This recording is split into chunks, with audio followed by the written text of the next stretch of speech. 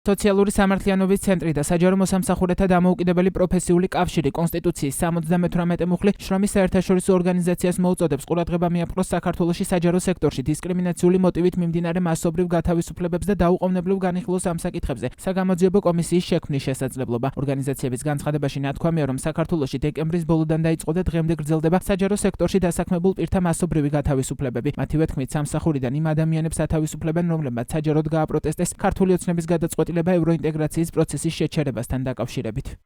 ეს პრაქტიკები არის უხეში დარღვევა საქართველოს კანონმდებლობის, როგორც შრომითი კანონმდებლობის, ისე მოქმედი საჯარო სამსახურის შესახებ კანონმდებლობის დარღვევა. ასევე ეს არის საქართველოს მიერ ნაკისრი საერთაშორისო ვალდებულებების და საერთაშორისო ხელშეკრულებების უხეში დარღვევა. ხო, აქ როცა ჩვენ საუბრობთ ადამიანის უფლებებზე, ეს არის პირდაპირ გამოყენებადი სამართალი. ეს არ არის მხოლოდ რაღაც ზოგადი აბსტრაქტული პრინციპები. სწორედ ამიტომ ჩვენ გადავწყვიტეთ, რომ მივმართოთ შრომის საერთაშორისო ორგანიზაციას, რომლის ეგიდის ფარგლებში გარკვეული კონვენციები, ხელშეკრულებები აქვს საქართველოს რატიფიცირებული, მათ შორის ეს არის 111 კონვენცია, რომელიც შეეხება შრომითი ურთიერთობის შეწყვეტას და რომელიც პირდაპირ კრძალავს დისკრიმინაციული საფუძვლით შრომითი ურთიერთობის დასრულებას. ხო, ამიტომ ის ქმედებები, რასაც ახორციელებს საქართველოს მთავრობა, არის პირდაპირ დარღვევა ამ კონვენციით განსაზღვრული ვალდებულებების. საჯარო სამსახურებში მიმდინარეობს რეორგანიზაციის პროცესები. თუნდაც თავდაცვის სამინისტროს შემთხვევაში ჩვენთვის ცნობილია, რომ დაახლოებით 200 ადამიანის გათავისუფლება იგეგმება რეორგანიზაციის ფარგლებში. თბილისის მუნიციპალიტეტის მერიაშიც მაგალითად მიმდინარეობს სრული რეორგანიზაცია, რომელიც მარტში დასრულდება და კიდევ ბევრ უწყებებში არის მსგავსი პროცესი დაწყებული და ველოდებით, რომ რამდენიმე 1000 ადამიანის გათავისუფლება მოხდება ამ ეტაპზე და ამ ადამიანების უდიდესი ნაწილი იქნებიან ისინი, რომლებიც ღიად უჭერდნენ ხარს ევროინტეგრაციის კურსს და იმ სტანდარტების და სერვისების დანერგვას ჩვენს ქვეყანაში, რომელიც ევროპაშია და რომლისკენაც ამდენი წელია მუშაობდა და მივდივართ. ორგანიზაციები აცხადებენ, რომ ქართული ოცნების მიმართ კრიტიკულად განწყობილი საჯარო მოხელეების სამსახურიდან გათავისუფლების ერთ-ერთი გავრცელებული ფორმაა შრომითი ხელშეკრულების ვადის ამოწურვის შემდეგ ხელშეკრულების არ გაგრძელება. მათივე შეფასებით ეს პრაქტიკა ცალსახად ეწინააღმდეგება ადამიანის უფლებათა საერთაშორისო სტანდარტებს. საჯარო სექტორში დაიწყო ადამიანების მასობრივი წმენდა დისკრიმინაციული საფუძვლით მათ მიერ განსხვავებული მოსაზრების გამოხატვის გამო.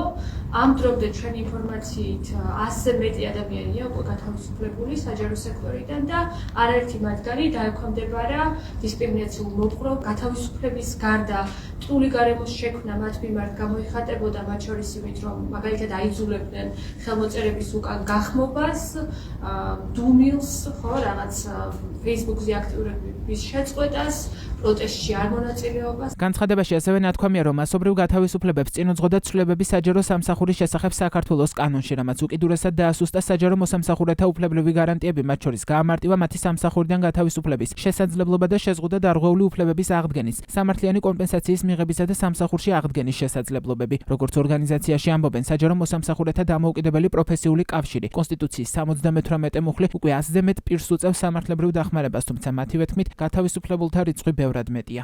ზემეთ ადამიანს ჩვენ უწევთ უკვე მომსახურებას და მხარდაჭერას როგორც სამართლებრივი კუთხით, ისე სხვადასხვა ფონდების საშუალებით და ვცდილობთ, რომ მათგვერდით ვიყოთ და გავაძლიეროთ ისინი, თუმცა გათავისუფლებულ პირთა რაოდენობა ბევრად მეტი არის, დაახლოებით 300 ადამიანი არის ეხლა, ვინც გათავისუფლდა.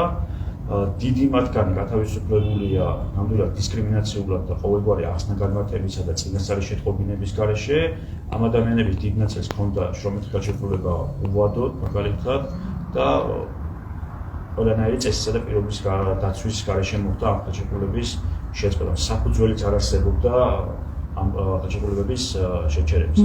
ასევე საგულისხმოა ის ფაქტი, რომ ამ ადამიანების დაახლოებით 60% ბოლო წლებში მადლობის წერილებით არის დაჯილდოებული საქმის კარგად შესრულებისათვის. გარდა იმისა, რომ პრაქტიკაში ვნახეთ უკანონო ქმედებები, ასევე ვნახეთ, რომ ხელისუფლებამ შეცვალა საჯარო სამსახურის შესახებ კანონი, რომლითაც კიდევ უფრო მეტად გაამარტივა საჯარო მოხელეების, განსაკუთრებით საშუალო რგოლის საჯარო მოხელეების სამსახურიდან გათავისუფლება და პრაქტიკულად სრულად პოლიტიზება მოახდინა შუა რგოლის საჯარო მოხელეებისა. ხო, ეს არის პირველ რიგში დეპარტამენტის უფროსები და მათი მოადგილეები, რომლებიც თუ აქამდე იყვნენ საჯარო მოხელეები, იცით რომ ეხლა უკვე ადმინისტრაციული ხელშეკრულებით დასაქმებული პირები ხდებიან და მათი გათავისუფლება პრაქტიკულად ძალიან მარტივად შეიძლება, ხო, ერთვიანი შეტყობინება საკვალისია საიმისოდ, რომ ისინი გათავისუფლდნენ და უფრო მეტიც დაწესებულების ხელმძღვანელის, მინისტრის ან სხვა